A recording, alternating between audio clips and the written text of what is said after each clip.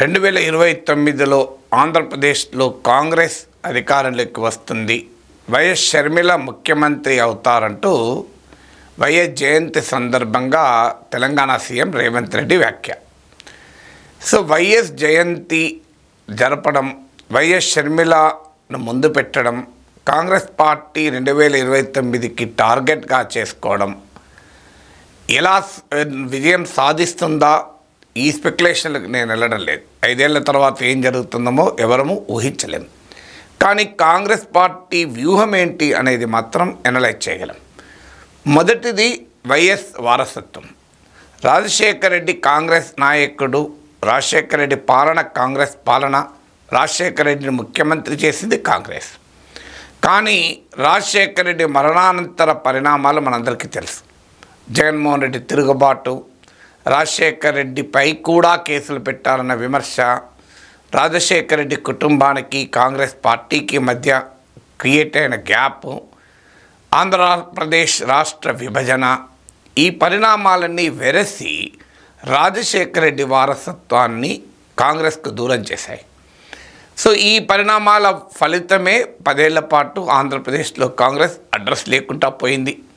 రాజశేఖర రెడ్డి వారసత్వం పూర్తిగా జగన్మోహన్ రెడ్డికి ఉపయోగపడింది. ఆయన 5 ఏళ్ళు ముఖ్యమంత్రిగా కూడా ఉన్నారు. ఇప్పుడు కాంగ్రెస్ పార్టీ ఆశ ఏంటంటే, జగన్మోహన్ రెడ్డి ఓడిపోయి ఉన్నాడు, బలహీనుడయ్యాడు, ఎన్డీఏ దాడిని ఎదుర్కొంటున్నాడు. ఇప్పుడు వైఎస్ఆర్ కాంగ్రెస్ పార్టీలో ఎంతమంది ఉంటారు అనే చర్చ నడుస్తుంది. జగన్మోహన్ రెడ్డి అరెస్ట్ అయితే ఏంటి పరిస్థితి అని డిస్కషన్ కూడా అవుతుంది. ఇలాంటి సమయంలో రాజశేఖర రెడ్డి వారసత్వాన్ని తిరిగి ఓన్ చేసుకోవటానికి అవకాశం ఉంది అనేది కాంగ్రెస్ వ్యూహకర్తల అభిప్రాయం. అందుకొరకే కాంగ్రెస్ పార్టీ వ్యూహాత్మకంగానే ఎన్నికలకు ముందు వైఎస్ షర్మిలను పార్టీలోకి తీసుకుంది. కాంగ్రెస్ పార్టీ వ్యూహకర్తలకు తెలుసు, పార్టీ నాయకత్వానికి తెలుసు. అప్పటికప్పుడు ఆంధ్రప్రదేశ్లో షర్మిల ఏమీ వండర్స్ చేస్తుంది, మ్యాజిక్ చేస్తుందని వాళ్ళు కూడా అనుకోలేదు. కానీ లాంగ్ టర్మ్ ఎయిమ్తో షర్మిల రావడం కాంగ్రెస్ పార్టీ తీసుకోవడం జరిగింది. షర్మిలకోమో జగన్మోహన్ రెడ్డితో ఉన్న వ్యక్తిగత పంచాయతీ, టీడీపీలో చేరలేదు, మరో పార్టీలో చేరలేదు కనుక అనివార్యంగా కాంగ్రెస్ పార్టీయే మిగిలింది. అందువల్ల అక్కడ కాంగ్రెస్ పార్టీ ఇంట్రెస్ట్లు, షర్మిల ఇంట్రెస్ట్లు కన్వర్జ్ అయ్యాయి కనుక ఈ పరిణామం జరిగింది. ఇప్పుడు షర్మిలను ముందు పెట్టి రాజశేఖర రెడ్డి కొడుకు దెబ్బతిన్న సమయంలో, గాయపడిన సమయంలో యుద్ధ భూమిలోకి రాజశేఖర రెడ్డి బిడ్డను దించడం ద్వారా రాజశేఖర రెడ్డి వారసత్వాన్ని తిరిగి తెచ్చుకొని కాంగ్రెస్ తన పూర్వవైభవాన్ని స్థాపించుకోవాలని ప్రయత్నిస్తుంది. అందుకే నిన్న తెలంగాణ ముఖ్యమంత్రి రేవంత్ రెడ్డి కూడా పిలిపించాడు. వైఎస్ఆర్ కాంగ్రెస్ పార్టీలో ఉన్న కాంగ్రెస్ నేతలను గర్వాప్సీ స్లోగన్ ఇచ్చారు. మీరు తిరిగి రండి అని స్లోగన్ ఇచ్చారు. ఇది అందువల్ల జగన్మోహన్ రెడ్డి దెబ్బతిన్న కాంటెక్స్ట్ను, వైఎస్ లెగసీని ఉపయోగించుకోవటానికి ఉన్న ఆపర్చునిటీగా కాంగ్రెస్ వ్యూహకర్తలు చూస్తున్నారు.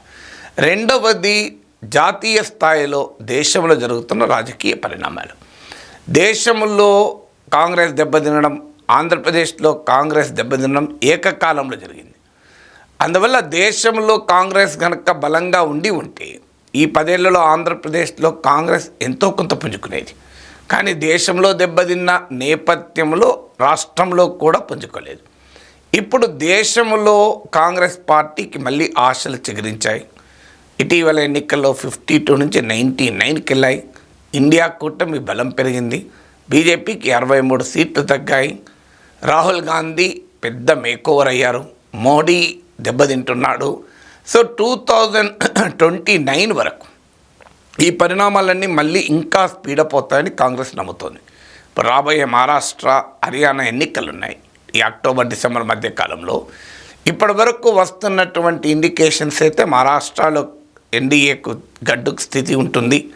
కాంగ్రెస్ పార్టీ, ఎన్సీపీ, ఉద్ధవ్, శివసేనలతో కూడిన మహావికాస్ అఘాది ఇండియా కూటమికి మహారాష్ట్రలో పేరు, అవకాశాలు ఎక్కువగా కనిపిస్తున్నాయి. హర్యానాలో కూడా కాంగ్రెస్ తిరిగి అధికారంలోకి వచ్చే అవకాశాలు కనబడుతున్నాయి. ఇది జరిగితే ఆ తర్వాత ఢిల్లీ, గుజరాత్ ఈ రాష్ట్రాలు ఉంటాయి. ఢిల్లీలో ఆమ్ ఆద్మీ పార్టీ సహజంగా అసెంబ్లీ ఎన్నికల్లో గెలుస్తూ ఉంటుంది, లోక్సభ ఎన్నికల్లో ఓడిపోయినా. ఈసారి గుజరాత్లో కూడా గెలుస్తామని ఇటీవలే అహ్మదాబాద్లో రాహుల్ గాంధీ గర్జించి వెళ్ళాడు. 2027కి వచ్చే వరకు ఉత్తరప్రదేశ్ ఎన్నికలు వస్తాయి. సమాజ్వాదీ పార్టీ ఇటీవల పార్లమెంట్ ఎన్నికల్లో భారీ విజయాన్ని కాంగ్రెస్తో కలిసి సొంతం చేసుకుంది. సో ఈ పరిణామాలన్నీ అనుకున్న పద్ధతిలో జరిగితే కాంగ్రెస్ పార్టీ 2029 నాటికి దేశంలో అధికారంలోకి వస్తుంది అనే భావన, పర్సెప్షన్ ఏర్పడుతుంది. వస్తుందా రాదా తర్వాత సంగతి. ఈ పర్సెప్షన్ ఏర్పడితే ఆంధ్రప్రదేశ్లో కాంగ్రెస్ పార్టీ రివైవల్కు అవకాశాలు ఏర్పడతాయి అనేది కాంగ్రెస్ వ్యూహకర్తల ఆలోచన. ఎందుకంటే అటు ఎన్డీఏలో లేని, ఇటు ఇండియా కూటమిలో లేని పక్షాలన్నీ ఇటీవల ఎన్నికల్లో దెబ్బతిన్నాయి. అది ఏఐఏడీఎంకే కావచ్చు, బిజు జనతాదళ్, బీఆర్ఎస్, వైఎస్ఆర్ కాంగ్రెస్ పార్టీ, మీరు ఏ పార్టీ అనే పేరు చెప్పండి, దేశమంతటా ఇదే పరిణామం. ఇటు అటు లేకపోతే వాళ్ళు దెబ్బతిన్నారు. వాళ్ళు ఎన్డీఏలోనే ఉండాలి, శిరోమణి అకాలీదళ్, ఇన్ని పార్టీలు దెబ్బతిన్నాయి. ఇప్పుడున్న రాజకీయ పరిస్థితుల్లో జగన్మోహన్ రెడ్డి దెబ్బతిన్నా కూడా అటు ఎన్డీఏలో చేరాడు, ఇటు ఇండియా కూటమిలో చేరాడు. ఎందుకంటే ఆయన మీదున్న కేసుల రీత్యా ఇండియా కూటమిలో చేరి మోడీ కోపాన్ని ఎదుర్కోడు.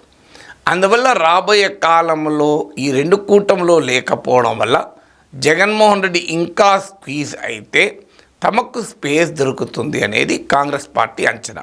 జాతీయ రాజకీయాల ప్రభావంతో రాష్ట్రంలో పెరగవచ్చును. ఇప్పుడు భారతీయ జనతా పార్టీ తెలంగాణలో పెరిగింది, ఆంధ్రప్రదేశ్లో పెరిగింది, జాతీయ రాజకీయాల ప్రభావమే. తమిళనాడులో పెరిగింది, కేరళలో పెరిగింది. సో అందువల్ల కాంగ్రెస్ పార్టీ కూడా జాతీయ రాజకీయాల్లో పెరుగుదలను తనకు అనుకూలంగా వాడుకుంటుంది అనేది రెండవ పాయింట్. మూడవది జగన్మోహన్ రెడ్డి దెబ్బతినడం. జగన్మోహన్ రెడ్డి ఏ స్థాయిలో దెబ్బతింటాడు? 40% ఓటింగ్ ఉంది, 11 సీట్లు ఉన్నాయి. కానీ అసెంబ్లీకి వెళ్ళడా అనుమానం. రాష్ట్ర రాజకీయాల్లో క్రియాశీలకంగా ఉండకుండా పార్లమెంటుకు పోతాడన్న వదంతులు. దీన్ని నిన్న తెలంగాణ ముఖ్యమంత్రి రేవంత్ రెడ్డి కూడా ప్రస్తావించాడు.